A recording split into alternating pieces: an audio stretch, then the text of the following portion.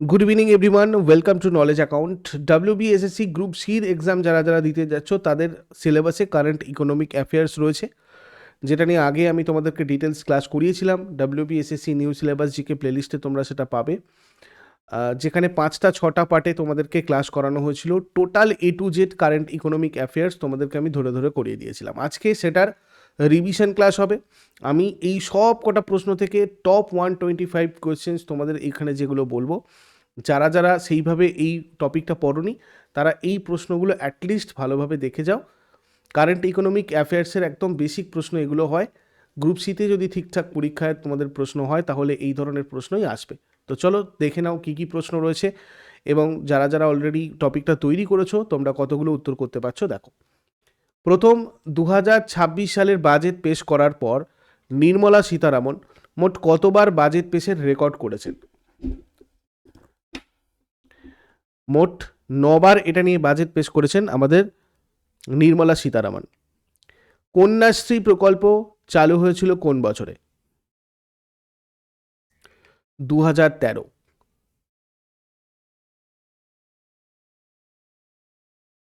ভারতের আন্তর্জাতিক IIT campus কোথায় স্থাপিত হয়েছে? জাঞ্জিবার আর আবুধাবি। তোমাদের এরকম টপিক ওয়াইজ টেস্ট সিরিজ আছে তোমাদের এখানে মিক্সড। এখানে নতুন সিলেবাস অনুযায়ী 800টা প্রশ্ন সমাধান এবং ব্যাখ্যা সহ প্র্যাকটিস করার জন্য আছে, যেখান থেকে গিয়ে তোমরা টেস্ট দিতে পারো। এছাড়াও ফুল লেন্থ টেস্ট তোমাদের 10টা 20টা গ্রুপ সি রয়েছে নলেজ অ্যাকাউন্ট অফিসিয়াল অ্যাপের টেস্ট সিরিজ অপশানে। এছাড়া ইবুক সেকশানে তোমাদের এই টপিকটা দেওয়া আছে, কারেন্ট ইকোনমিক অ্যাফেয়ার্স। তোমরা এখান থেকে গিয়ে এগুলো কুইক রিভিশন করতে পারো। এই পিডিএফটা তোমরা ইবুক সেকশন থেকে কালেক্ট করতে পারবে। এছাড়া তোমরা যদি টপিক ওয়াইজ সমস্ত সাবজেক্টের টেস্ট প্র্যাকটিস করতে চাও, সেক্ষেত্রে এগুলো তোমাদের group C group D foundation বা প্র্যাকটিস ব্যাচে রয়েছে, তোমরা এখান থেকেও করতে পারো। কনসালটেশনের জন্য এই নাম্বারে হোয়াটসঅ্যাপ অথবা কল করে নিও। এরপর দেখো, বিশ্ব ব্যাংকের সংশোধিত দারিদ্র সীমা অনুযায়ী 2022-23 সালে ভারতের চরম দারিদ্র্যের হার কত শতাংশ ছিল?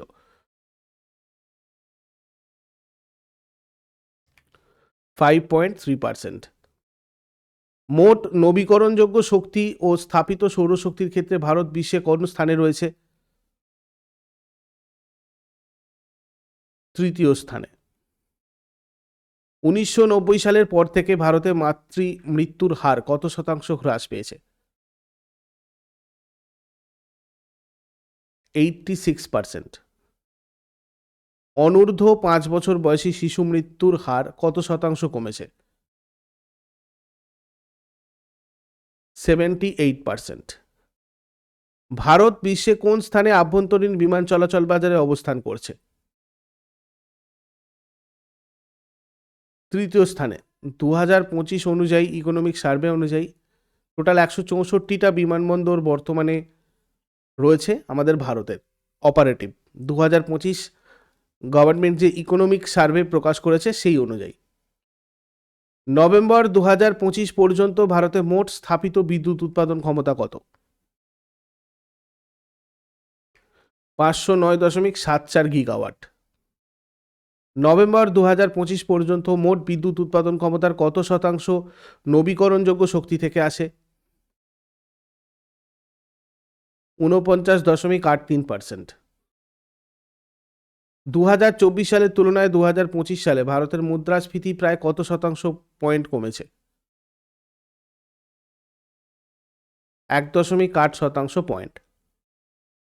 16ই জানুয়ারি 2026 অনুযায়ী ভারতের বৈদেশিক মুদ্রা ভাণ্ডারের পরিমাণ কত ছিল? 701.4 বিলিয়ন ইউএস ডলার।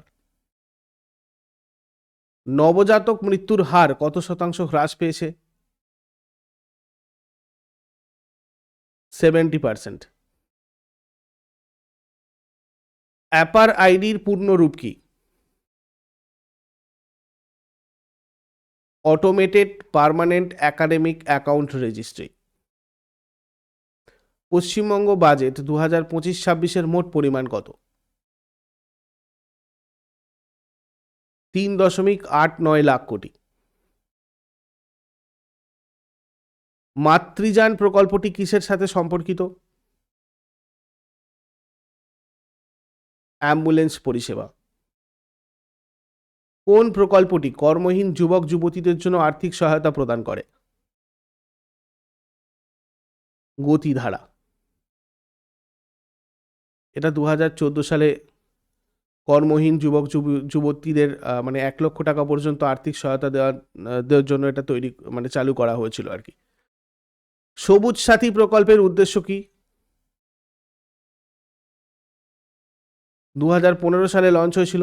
নবম থেকে দ্বাদশ শ্রেণীর ছাত্রছাত্রীদের সাইকেল প্রদান। রূপশ্রী প্রকল্পে কত টাকা আর্থিক সাহায্য দেওয়া হয়? 25,000 টাকা। কৃষক বন্ধু প্রকল্পের সুবিধা কি?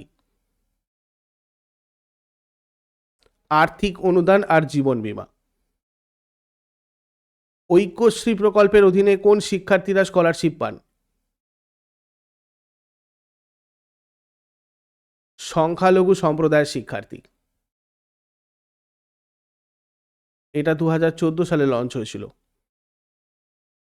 সুফল বাংলা প্রকল্পের উদ্দেশ্য কি? কৃষিজ পণ্য যুক্তিসঙ্গত দামে পৌঁছে দেওয়া। স্বাস্থ্যসাথী প্রকল্পে সর্বোচ্চ কত টাকার স্বাস্থ্য বীমা দেওয়া হয়? 5 লক্ষ টাকা। যুবশ্রী প্রকল্পের মূল উদ্দেশ্য কি?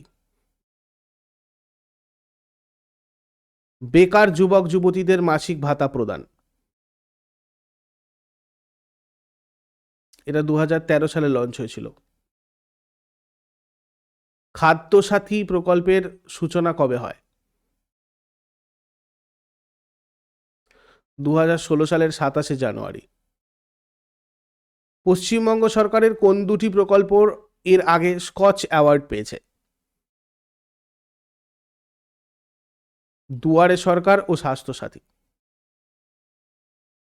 মানবিক পেনশন প্রকল্পের মূল উদ্দেশ্য কি? প্রতিবন্ধী ব্যক্তিদের মাসিক আর্থিক সহায়তা প্রদান। 2018-তে এটা লঞ্চ হয়েছিল।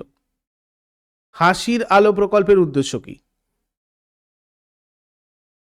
গরিব পরিবারকে বিনামূল্যে বিদ্যুৎ সরবরাহ। গতিধারা প্রকল্পটি ড্যাশ সরকার দ্বারা চালু হয়েছে? পশ্চিমবঙ্গ। নিম্নলিখিত কোন প্রকল্পের উদ্দেশ্য হলো দরিদ্র পরিবারে 12 বছরের কম বয়সী শিশুদের হার্টের অস্ত্রোপচার বিনামূল্যে করা? শিশু সাথী। পশ্চিমবঙ্গের কোন প্রকল্পের লক্ষ্য মেয়েদের আত্মরক্ষার কৌশল শেখানোর মাধ্যমে ক্ষমতায়ন করা? সুকন্যা স্কিম। কোন রাজ্যের মুখ্যমন্ত্রী দরিদ্রদের 5 টাকায় খাবার দেওয়ার জন্য মা নামের প্রকল্প চালু করেছিল? পশ্চিমবঙ্গ। অটল পেনশন যোজনায় যোগদানের সর্বোচ্চ বয়স কত? 40 বছর।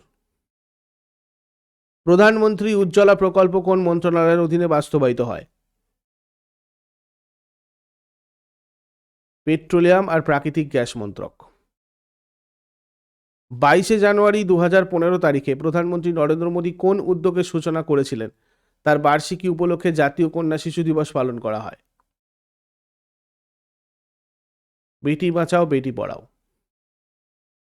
মিশন ইন্দ্রধনুষ নিম্নলিখিত কোন মন্ত্রকের একটি প্রধান কর্মসূচি? স্বাস্থ্য ও পরিবার কল্যাণ মন্ত্রণালয়। একজন মেয়ের বয়স সর্বোচ্চ কত হলে সে সুকন্যা সমৃদ্ধি যোজনাতে অ্যাকাউন্ট খোলার জন্য যোগ্য হবে? 10 বছর। প্রধানমন্ত্রী জনধন যোজনা 28শে আগস্ট ড্যাশে চালু করা হয়েছিল?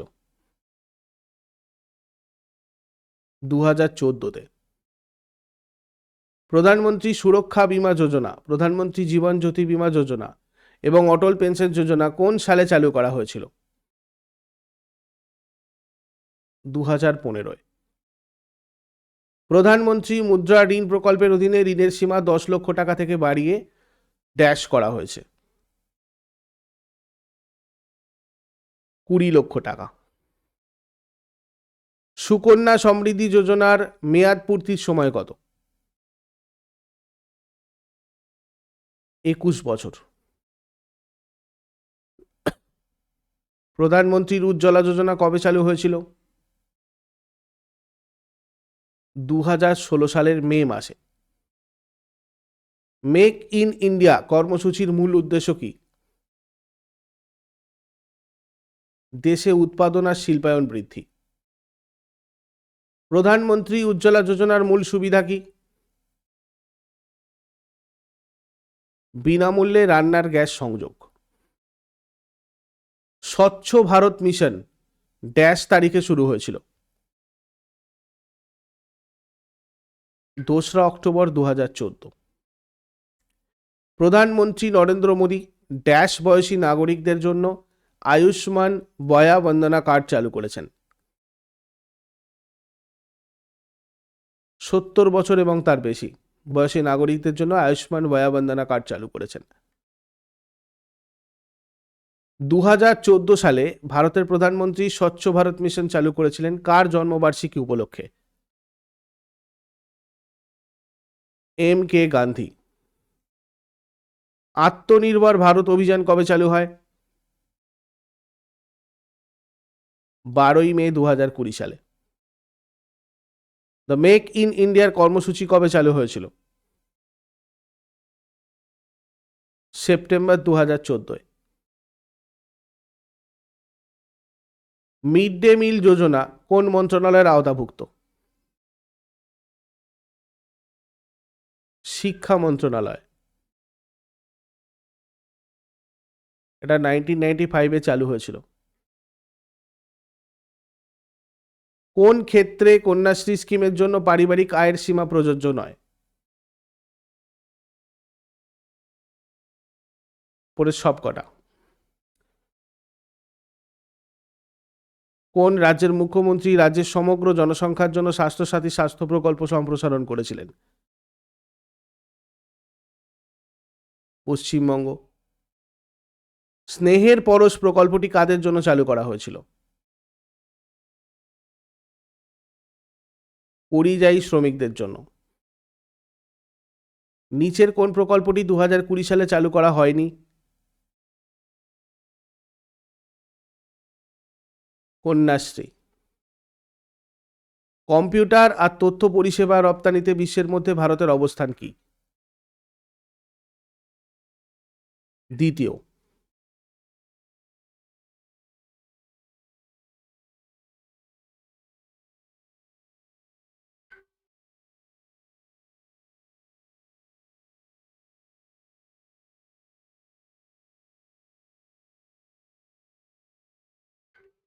নদী বন্ধন নামে নতুন প্রকল্পটির জন্য কত টাকা বরাদ্দ করা হয়েছে?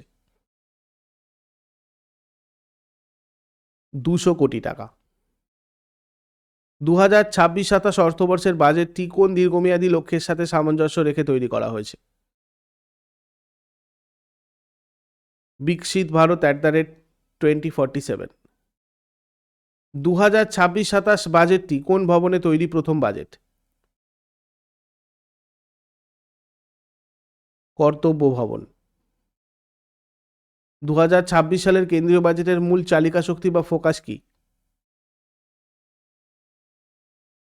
যুব শক্তি। সবকা সাথ সবকা বিকাশ দৃষ্টিভঙ্গিকে শক্তিশালী করতে বাজেটে কাদের অগ্রাধিকার দেওয়া হয়েছে? দরিদ্র, সুবিধাবঞ্চিত এবং পিছিয়ে পড়া শ্রেণী। 2024-25 অর্থবর্ষে ভারতের বৈদেশিক মুদ্রা ভাণ্ডারের পরিমাণ কত ছিল? 600.5 বিলিয়ন $। আরবিআই আর IMF এর পূর্বাভাস অনুযায়ী 2025-26 অর্থবর্ষে ভারতের মুদ্রাস্ফীতি কত হবে? 4%। বিপান মানে ব্যাটারি প্যাক আধার নাম্বার কত অক্ষরের একটি ইউনিক নাম্বার? 21টি। 2023-24 অর্থবর্ষে ভারতের বেকারত্বের হার কত ছিল? 3.2%। ঘাটাল মাস্টার প্ল্যানের জন্য কত টাকা বরাদ্দ করা হয়েছে? 500 কোটি টাকা। রাজ্যগুলোর রাজস্ব ব্যয়ের প্রায় 60% কোন খাতে খরচ হয়? বেতন, পেনশন, সুদ এবং ভর্তুকি। নতুন কর কাঠামো অনুযায়ী কত টাকা পর্যন্ত বার্ষিক আয়ের উপর কোনো আয়কর দিতে হয় না? 12 লক্ষ টাকা।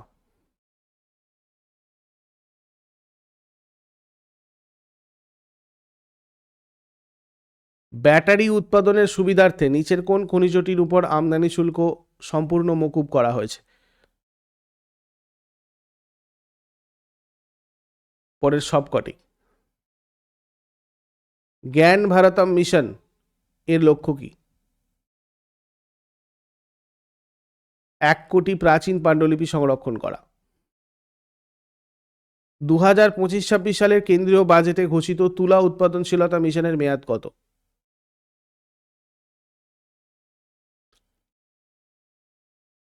আচ্ছা, এটা স্কিপ করো। কিষাণ ক্রেডিট কার্ড এর মাধ্যমে ঋণের সীমা 3 লক্ষ টাকা থেকে বাড়িয়ে কত করা হয়েছে? 5 লক্ষ টাকা। সম্প্রতি পশ্চিমবঙ্গের কোন জেলার ম্যান্ডারিন কমলা জিআই ট্যাগ পেয়েছে? দার্জিলিং। ভারতের প্রথম সম্পূর্ণ দেশীয় 64 বিট ডুয়াল কোর মাইক্রোপ্রসেসরের নাম কি? ধ্রুব 64।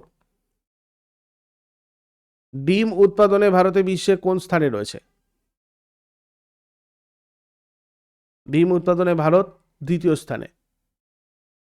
পিএমএফবিওয়াই কবে চালু হয়েছিল? 2016। গুড গভর্নেন্স ইন্ডেক্স চালু হয় কোন বছরে?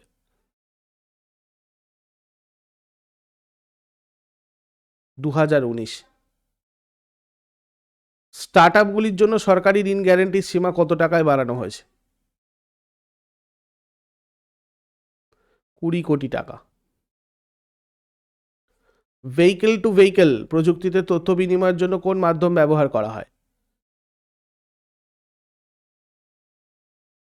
Dedicated radio frequency. 2025 সালের নভেম্বর মাস পর্যন্ত ভারতীয় রেলের ব্রডগেজ নেটওয়ার্কের কত শতাংশ বৈদ্যুতিকরণ সম্পন্ন হয়েছে? 99.2%। পর্যটন ক্রিপ্টো পেমেন্ট গ্রহণকারী বিশ্বের প্রথম দেশ কোনটা? ভুটান। ভারত বর্তমানে বিশ্বের কততম বৃহত্তম অটোমোবাইল উৎপাদক দেশ? তৃতীয়। ডিজিটাল পেমেন্ট বিপ্লব আনতে রেজর পে কোন নতুন ইউপিআই প্লাগ ইন চালু করেছে? Turbo UPI plug in. চলন্ত ট্রেনে ভারতের প্রথম এটিএম কোন ব্যাংক স্থাপন করছে? Bank of Maharashtra. চা রপ্তানিতে ভারত বিশ্বের কততম বৃহত্তম দেশ হয়েছে? দ্বিতীয়। 2025 সালে কোন দেশকে পেছনে ফেলে ভারত বিশ্বের চতুর্থ বৃহত্তম অর্থনীতিতে পরিণত হবে? জাপান। বিশ্বের বৃহত্তম স্টিল কোম্পানি হিসাবে কোন সংস্থা আত্মপ্রকাশ করেছে? জেএসডব্লিউ স্টিল। এশিয়ার সবচেয়ে নিরাপদ ব্যাংক হিসাবে কোন ব্যাংকে ঘোষণা করা হয়েছে? DBS bank. কেদারনাথ রোপওয়ে প্রকল্প কোন সংস্থাকে দেওয়া হয়েছে? আদানি। ভারতের সবচেয়ে মূল্যবান ব্র্যান্ড হিসাবে কোন গোষ্ঠী শীর্ষে রয়েছে? Tata group. এসবিআইকে ছাড়িয়ে ভারতের সবচেয়ে মূল্যবান পিএসইউ কোনটি হয়েছে? LIC. 20 million credit card issue করা ভারতের প্রথম ব্যাংক কোনটা? HDFC bank. Best technology bank of the year পুরস্কার কোন ব্যাংক পেয়েছে? South Indian bank. পশ্চিমবঙ্গ সরকারের রাজস্ব সংগ্রহের অনুমোদন কোন ব্যাংক পেয়েছে? বন্ধন ব্যাংক। ইপিএফওপিএফ এর সুদের হার বাড়িয়ে কত শতাংশ করা হয়েছে? 8.25%। ভারত কোন কোন দেশে ইউপিআই পরিষেবা চালু করেছে? শ্রীলঙ্কা ও মরিশাস। বিশ্বের সবচেয়ে শক্তিশালী ইন্স্যুরেন্স ব্র্যান্ড হিসাবে কোন সংস্থার স্বীকৃতি পেয়েছে?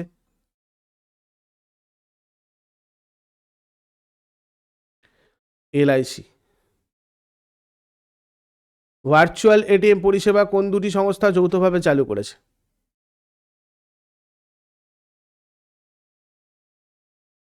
জম্মু অ্যান্ড কাশ্মীর ব্যাংক আর পেমেন্ট ইন্ডিয়া। লাক্ষাদ্বীপে শাখা খোলা প্রথম প্রাইভেট ব্যাংক কোনটা? HDFC bank. আরবিআই সর্বোচ্চ কত টাকা পর্যন্ত ইউপিআই ট্রান্সফারের অনুমোদন দিয়েছে?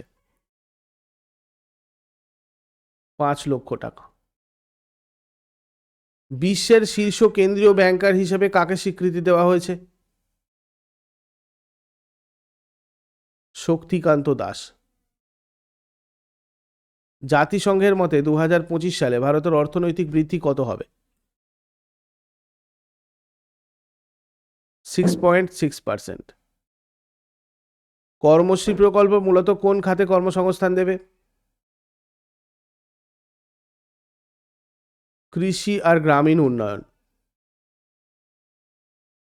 কোনটি সম্প্রতি বিশ্বের তৃতীয় বৃহত্তম মেট্রো রেল নেটওয়ার্কের দেশ হয়ে উঠেছে? ভারত।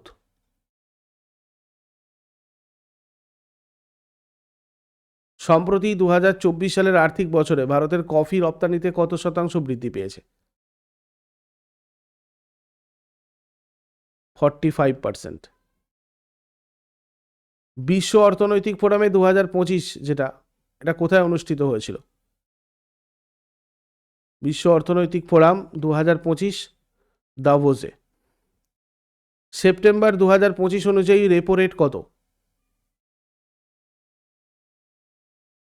6.75%। প্রোডাকশন লিঙ্কড ইনসেন্টিভ স্কিমের উদ্দেশ্য কি?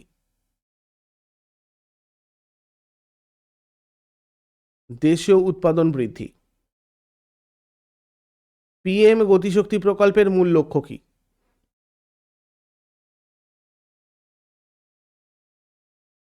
মাল্টিমোডাল পরিকাঠামো উন্নয়ন। রেভিনিউ ডেফিসিট কখন হয়?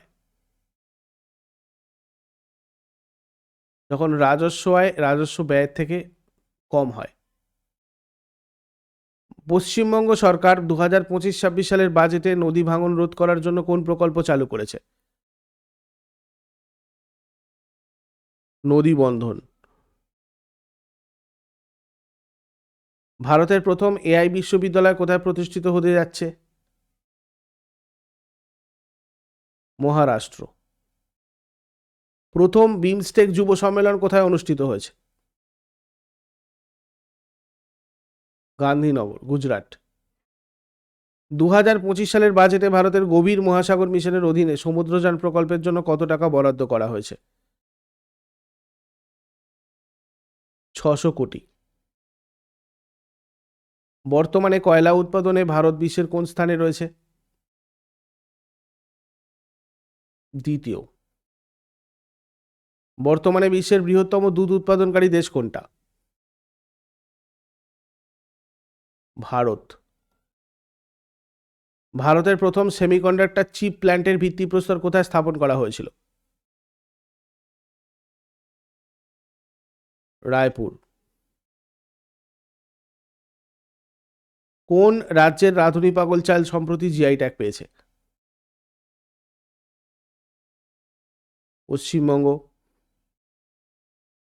নলেনগুড়ের সন্দেশ, কামারপুকুরের সাদা বোঁদে, মুর্শিদাবাদের ছানা বড়া, বিষ্ণুপুরের মতিচুর লাড্ডু, রাঁধুনি পাগল চাল, বারুইপুরের পেয়ারা আর মালদার নিস্তারি রেশম সুতো, এই 7টা পণ্য জিআই ট্যাগ পেয়েছে। কোন স্থানের বিখ্যাত সওদাগর ব্লক প্রিন্টিং জিআই ট্যাগ পেয়েছে? আমেদাবাদ। শহরের সানাই জিআই ট্যাগের স্বীকৃতি পেয়েছে? বেনারস। সিপ্রির প্রতিবেদন অনুযায়ী কোন দেশ সর্বোচ্চ সামরিক ব্যয় করেছে?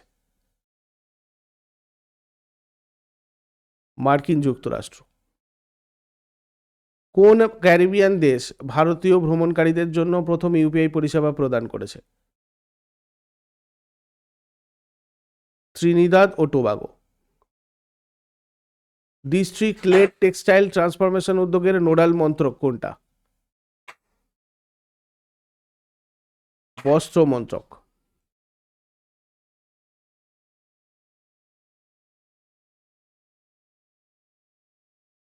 এগুলোই ছিল তোমাদের আজকের জন্য। তোমরা প্র্যাকটিস করতে চাইলে টেস্ট সিরিজ এবং ইবুক এই দুটো জায়গা খেয়াল করো। এখানে তোমাদের যাবতীয় প্র্যাকটিসের জন্য তোমাদের মেটেরিয়াল দেওয়া রয়েছে। এছাড়া তোমরা যদি কোর্সে যুক্ত হতে চাও, যে কোনো কেন্দ্রীয় এবং রাজ্য সরকারের চাকরির পরীক্ষার বিষয়ভিত্তিক এবং পরীক্ষাভিত্তিক কোর্সে, সেক্ষেত্রে তোমরা কনসাল্ট করতে চাইলে এই নাম্বারে হোয়াটসঅ্যাপ অথবা কল করে যুক্ত হতে পারো। আর কুইক রিভিশনের জন্য এই নোটসগুলো তোমাদের ইবুক সেকশানে রয়েছে, এখান থেকে কালেক্ট করে তোমরা পড়াশোনা করতে পারো। আগামীকাল সকাল 9টা থেকে আবার লাইভ হব। ততক্ষণ পর্যন্ত সবাই খুব ভালো করে প্রস্তুতি নাও, শেষ সময়ের প্রস্তুতি। Wish you all the best. Thank you.